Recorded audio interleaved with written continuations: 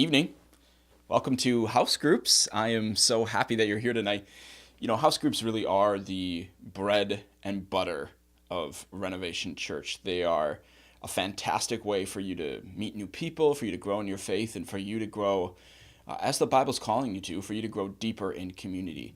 We have a ton of people signed up for house groups this year. In fact, we have over 300 adults in a house group, which is crazy. That's just amazing to me. And over 80 of you are trying house groups for the very first time. That's crazy. That's incredible. If you're one of those 80 people and you are trying this for the first time, I just want to encourage you to just give this some time.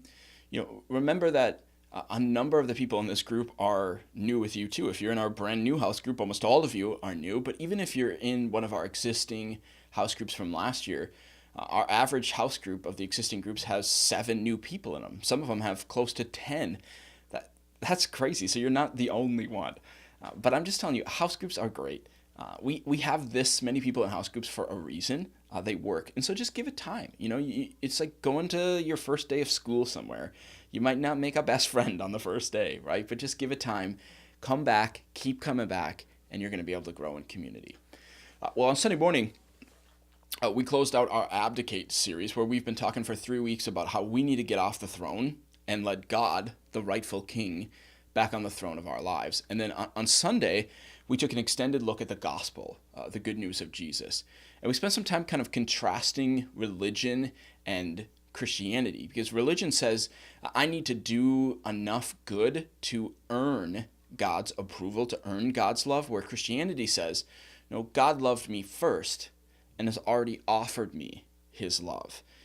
It kind of reminds me of a story I remember reading not that long ago from the San Bernardino shooting back in California in 2015.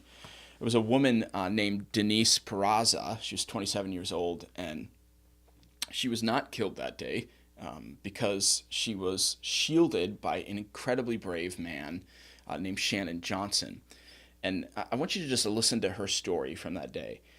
She says, it was Wednesday morning at 10:55 a.m., and I was seated next to Shannon, her coworker, and we were at a table just joking about how slow the day was going. We were joking that the large clock on the wall must have stopped because the day was going that slowly.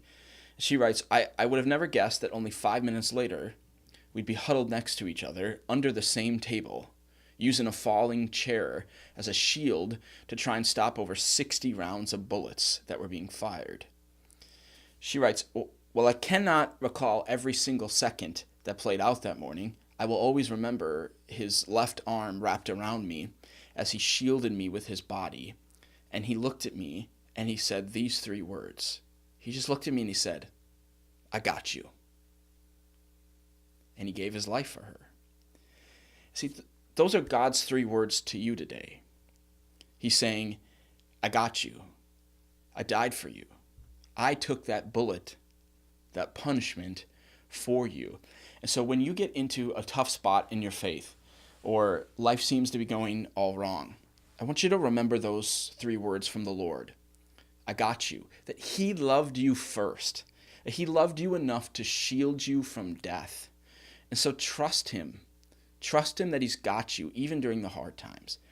And finally, I just want to commend those of you again that are here for the first time tonight. You just trusted God to get here. I know for some of you it was easy to show up here. For some of you, it was scary to walk in the door. And just know that God is going to bless you for this. And that his community that he talks about in the Bible, it's just so good.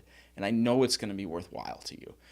As you transition now to small groups and you begin talking about this topic, I just want you to know that you can talk in small groups as much as you feel comfortable. For some of you, that's a lot. For some of you, it's just a little. For some of you, you're not going to talk at all the first night. And I just want you to know that's okay. We're okay with that. And so I just pray that God blesses you with an amazing year. Amen.